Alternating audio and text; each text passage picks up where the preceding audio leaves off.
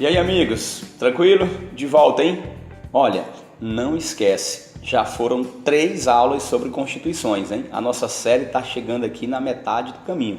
Vamos lá, 1824, a primeira Constituição do Brasil, a primeira do Império. Aí depois teve a aula de 1891, que é a segunda do Brasil, mas a primeira da República.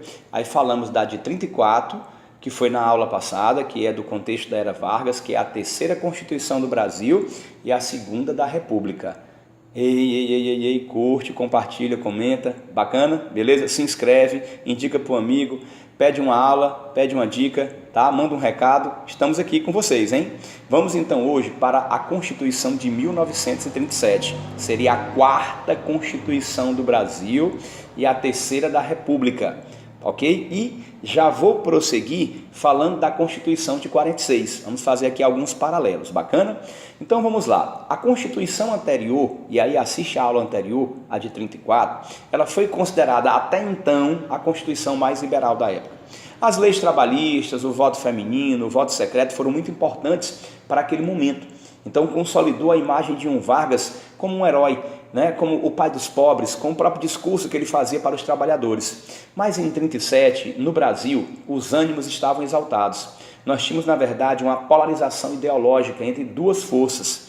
Nós tínhamos a AIB, Ação Integralista Brasileira, de características, né, de semelhanças ao fascismo, com o verde-amarelismo de Plínio Salgado, e do outro lado tínhamos a ANL, Aliança Nacional Libertadora, de características socialistas comunistas, com a presença de Luiz Carlos Prestes. Então veja, tínhamos a AIB versus a ANL, tínhamos Plínio Salgado versus Prestes, fascismo versus socialismo, comunismo. O contexto era esse. Por que, Daniel? Porque desde o fim da Primeira Guerra o capitalismo entrava em crise.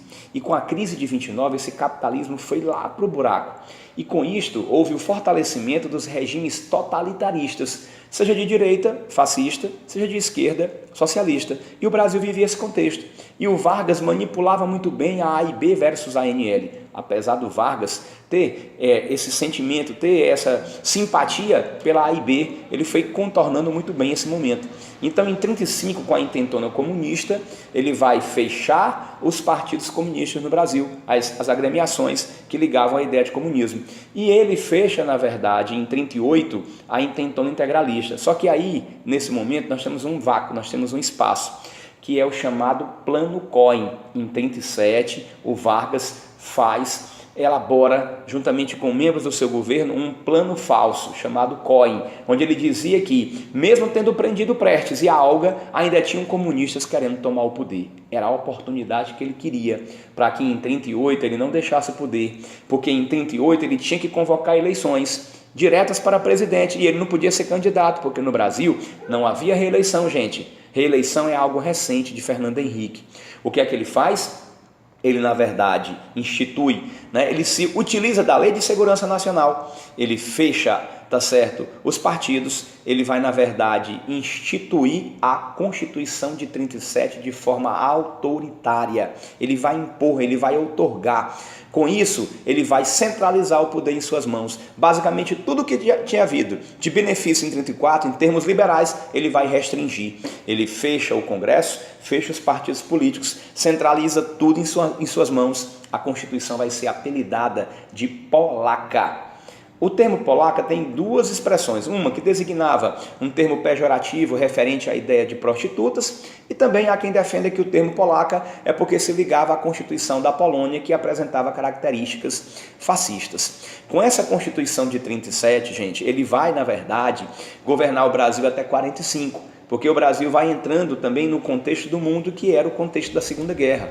Então, com isso, ele foi empurrando, na verdade, o Brasil até 45. E nos momentos iniciais da guerra, ora simpatizava com Hitler, ora, na verdade, com os aliados. Até que o Brasil vai entrar na guerra ao lado dos aliados, ele vai se usufruir disso para trazer para o Brasil as indústrias, para montar aqui a Companhia Siderúrgica Nacional, a Companhia Vale do Rio Doce.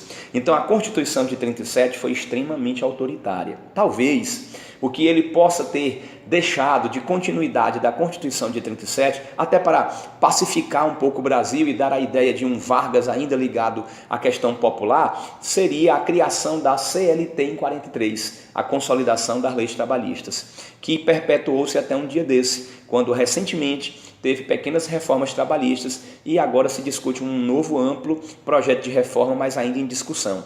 Então, talvez o destaque do Vargas para tentar, reitero, acalmar esse momento, foi ter criado, né, a CLT, a consolidação das leis trabalhistas, que muitos dizem ter sido bem influenciada pela Carta del Lavoro, a Carta do Trabalhador, criada pelo Mussolini. Bacana? Curte, compartilha, comenta. Essa foi a Constituição de 37. Eu achei que dava pra gente falar da de 46, mas a de 46 vem logo em seguida. Bacana? Valeu, gente. Um abraço, hein? Ó, estamos terminando, hein?